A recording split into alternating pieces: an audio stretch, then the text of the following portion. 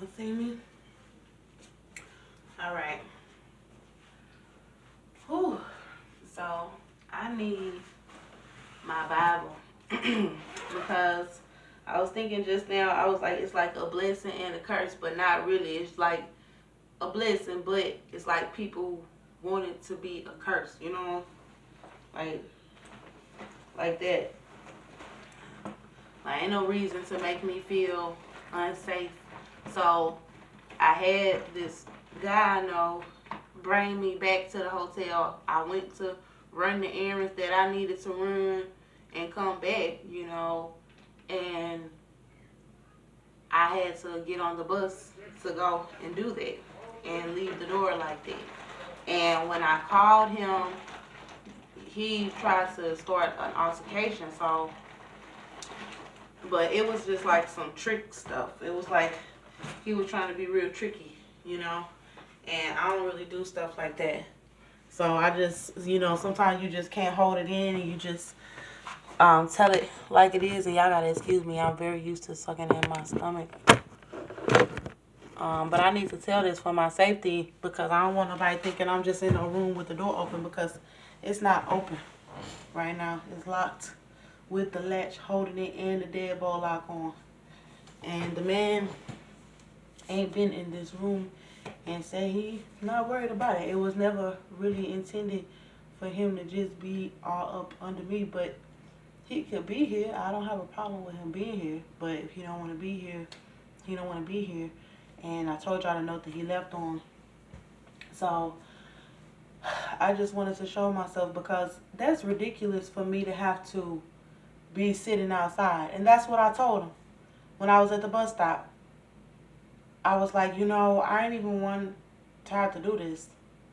I said, because there was no reason for you to have me standing outside with my things if that room is paid for. And you're not in it. He said, oh, he wasn't trying to make me leave. Chill. Okay, but my thing is this. He's trying to do little abusive stuff while I'm in the room. Not giving me a key, that's cool. I ain't tripped about that until it just become an issue.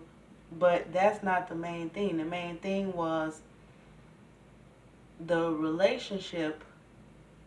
You trying to do things a certain way and you don't want to be here because you can't do what you want to do.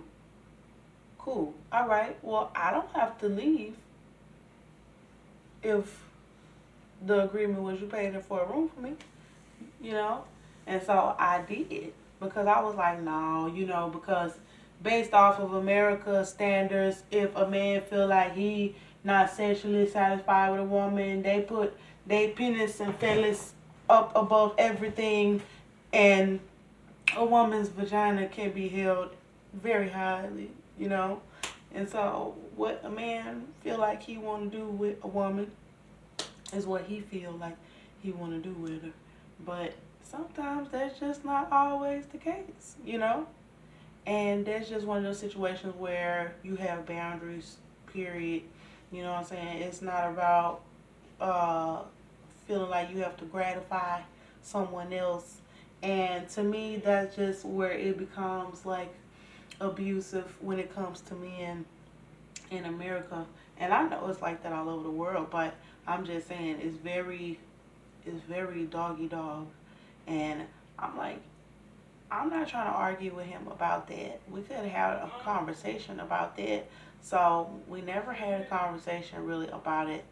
He just giving off angry vibes now when I was saying I'm going somewhere. Because at first when I said I was first going somewhere, I felt like, damn, he gonna lie to me and let me sit there in the room waiting on him all day to come and pick me up and take me somewhere that I need to go that I can get to on my own. Then I just been sitting down. He'd have had me sitting just like this the whole damn time. Probably, maybe he would have wanted me to be begging him. Like, oh, baby, please, I'm sorry, la la la la la la. So,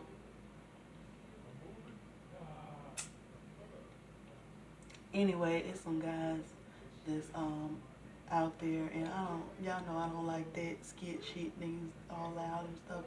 I'm in my room, but anyway, so basically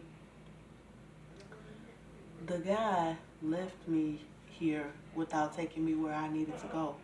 So and then they all loud now, you know what I'm saying? I'm trying to tell y'all what's going on, motherfuckers.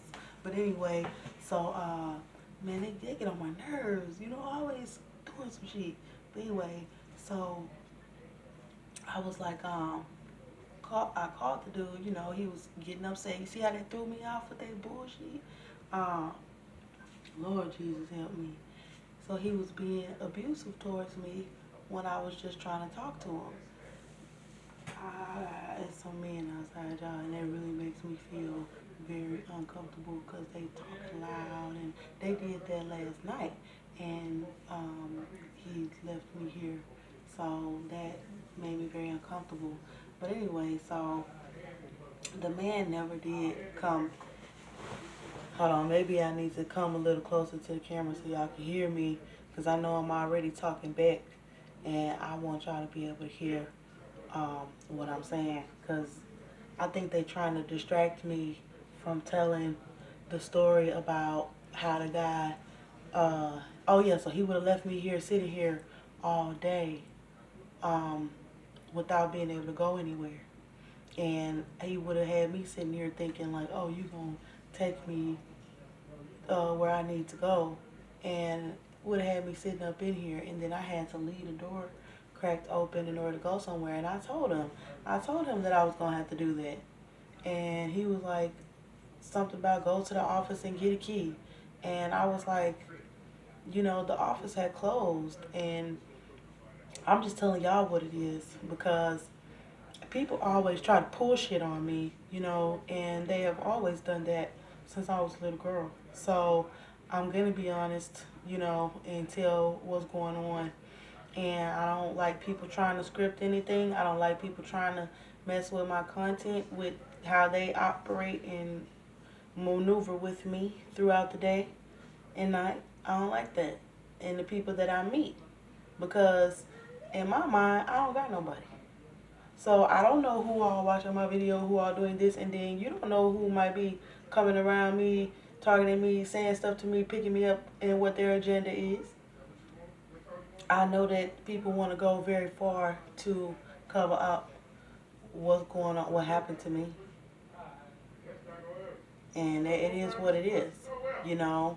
And when I saw, like, one thing, I was like, man, one thing I said when I went in the restroom, and because I had plugged my phone up in the bathroom, and I unplugged it and plugged it up right here by this little lamp with this little USB charger. I think those are really cool now. They do that at the mall and in the hotels. That's really nice. But my phone is plugged up right here. And I was thinking when I walked in the bathroom, I was like, hold on. Why does it feel funny to me? Something really feel different about what these men was trying to do. And I said, you know, it's sad that I've been telling my story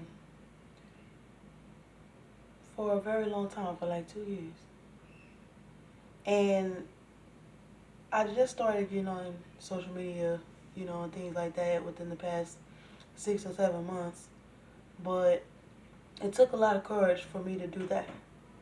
And I didn't really realize, yeah, I make a video and I feel alone, but there are people watching my videos. And I already know God already showed me that they were. And so, I'm